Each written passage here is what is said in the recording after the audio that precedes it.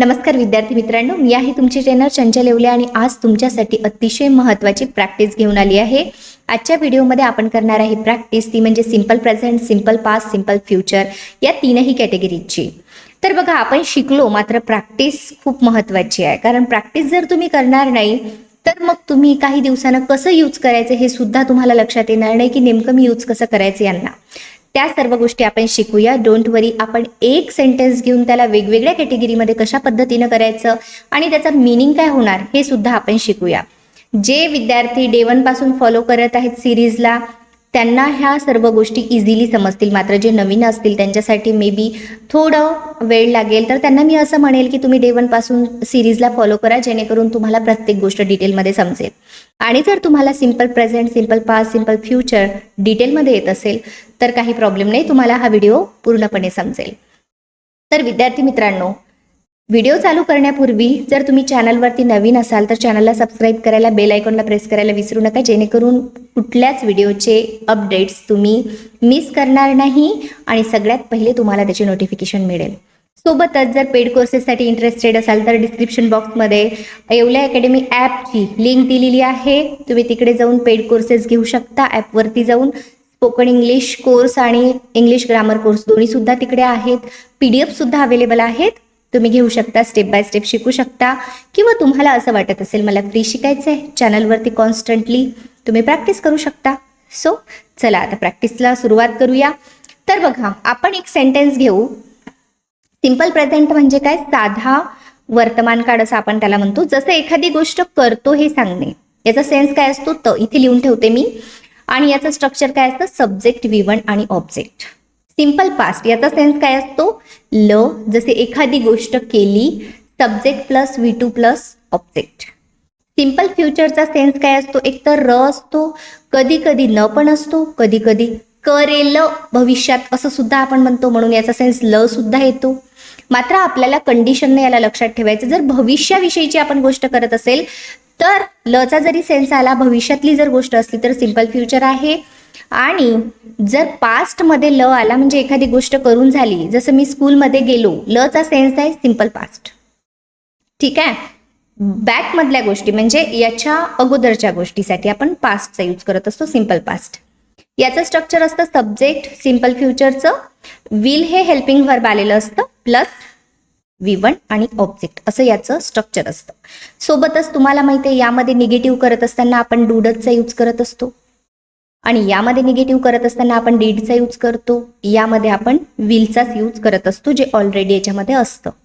Okay, तर ह्या गोष्टी तुम्ही माइंडमध्ये क्लिअर ठेवा। चला जाऊ आता आपण समोर।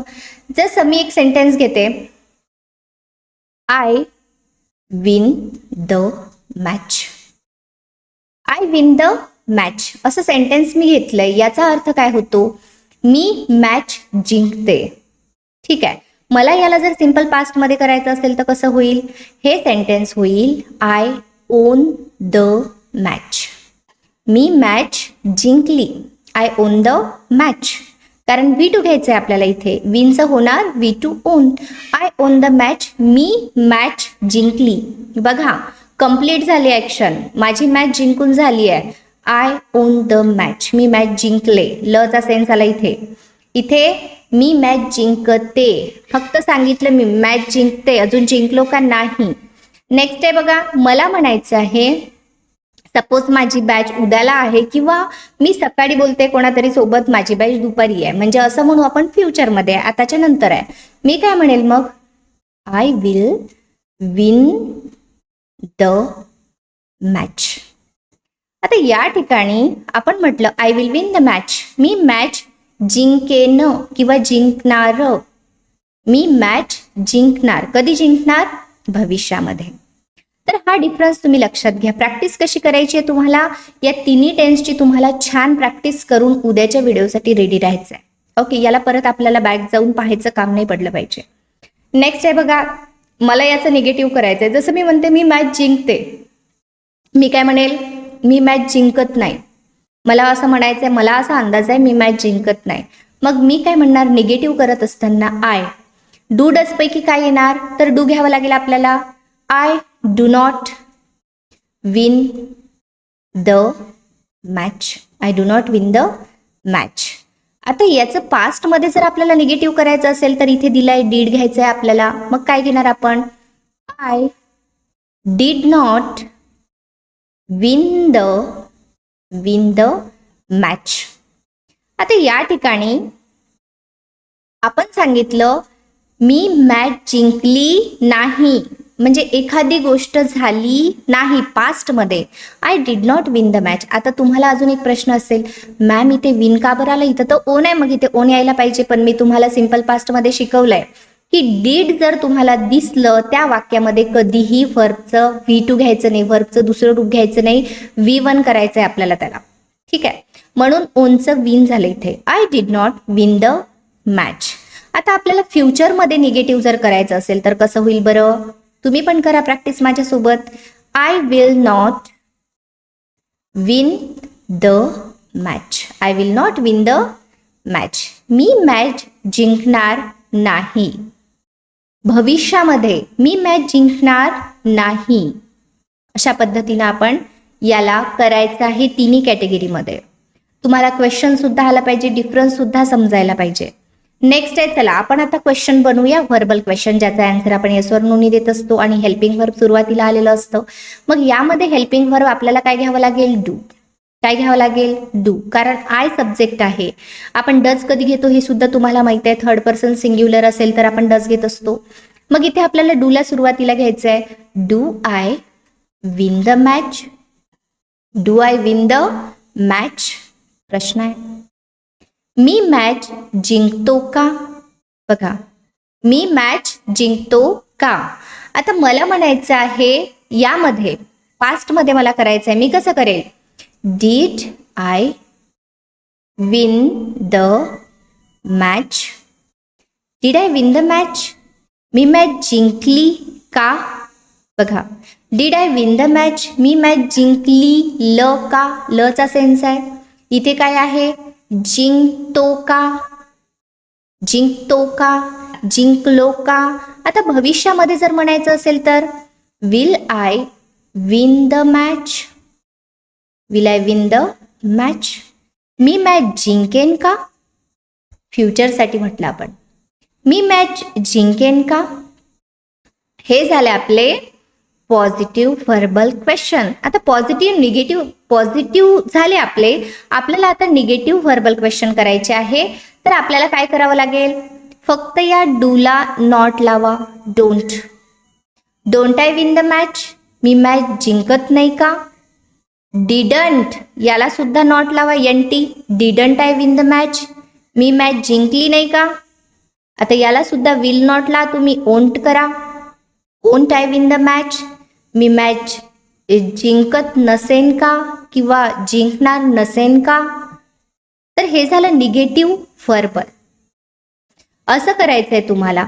यालाच तुम्ही कसं करू शकता? पॉझिटिव्ह व्हर्बल बघितलं तुम्ही, निगेटिव्ह व्हर्बल बघितलं. याला तुम्ही असं पण करू शकता. डू आय नॉट, पुढचं जसंच्या तसं, win the match. Do I not win the match? मी मॅच जिंकत नाही का? Did I not win the match? मी मॅच जिंकली नाही का? इथे सुद्धा will I not win the match? मी मॅच जिंकणार नसेन का?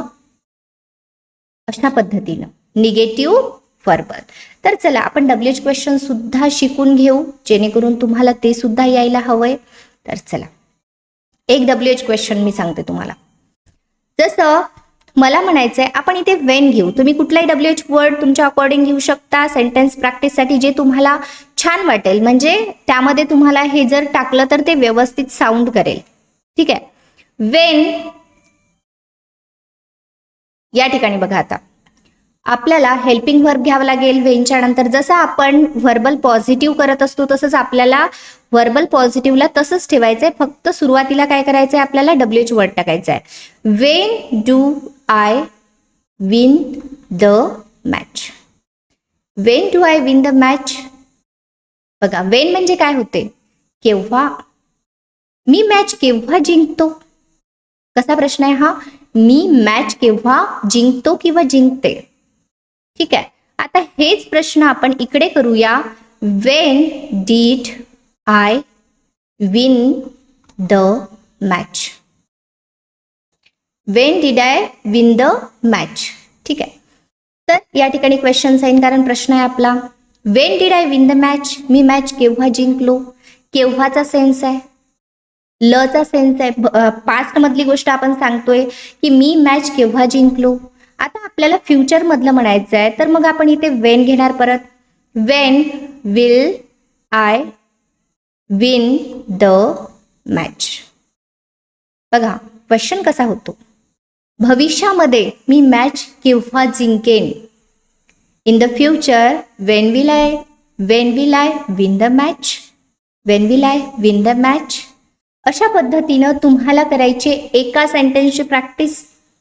अशा पद्धतीनं तुम्ही खूप सारे सेंटेन्स घेऊन प्रॅक्टिस करा या तीनही कॅटेगरीची, जेणेकरून जेव्हाही तुम्ही प्रश्न बनवाल, जेव्हाही तुम्ही पॉझिटिव्ह निगेटिव्ह काहीही बनवाल, तिथे तुम्ही कन्फ्यूज व्हायला नको. ठीक आहे. आज आपण ही प्रॅक्टिस घेतली आहे. एक सेंटेन्स घेऊन कशा पद्धतीनं प्रॅक्टिस करायची हे मी तुम्हाला शिकवलं. आज प्रॅक्टिससाठी हा व्हिडिओ आज बनवला मी. तर तुम्ही सुद्धा प्रॅक्टिस करायची आहे. तुमच्यासाठी एक सेंटेन्स देते मी होमवर्क, ते तुम्ही लिहून घ्या आणि प्रॅक्टिस करा जशी मी सांगितली त्या पद्धतीनं. ओके. तर तुमच्यासाठी सेंटेन्स देते मी होमवर्क. सेंटेन्स जे आहे वी प्ले. आता तुम्हाला एखादा खेळ टाकायचा असेल तर तुम्ही इथे टाकू शकता, नाहीतर वी प्लेलाच तुम्ही वेगवेगळ्या कॅटेगरीमध्ये डिवाइड करा. वी प्ले म्हणजे आम्ही खेळतो, याला तुम्हाला पास्टमध्ये, फ्युचरमध्ये positive negative, verbal positive, verbal negative WH करायचं आहे, प्रॅक्टिस करायची आहे अशा पद्धतीनं जशी मी तुम्हाला सांगितली आहे. ओके. तर प्रॅक्टिस करा छान आणि नंतर अभ्यास करून होमवर्कसुद्धा मला कॉमेंट सेक्शनमध्ये पाठवा. व्हिडिओ कसा वाटला ते सुद्धा सांगा. आणि विद्यार्थी मित्रांनो, पुढल्या व्हिडिओसाठी रेडी राहा. पुढे आपल्याला याच्या समोरील पार्ट शिकायचा आहे, कारण प्रत्येक पार्ट हा एकमेकांवर डिपेंड असतो. जसं कालचं जर तुम्ही शिकलेलं असाल तर तुम्हाला आजचं सिलेबस सर्व समजतो, नाहीतर मग लिंक लागत नाही. तर या ठिकाणी आपण थांबू, भेटू इन नेक्स्ट व्हिडिओमध्ये.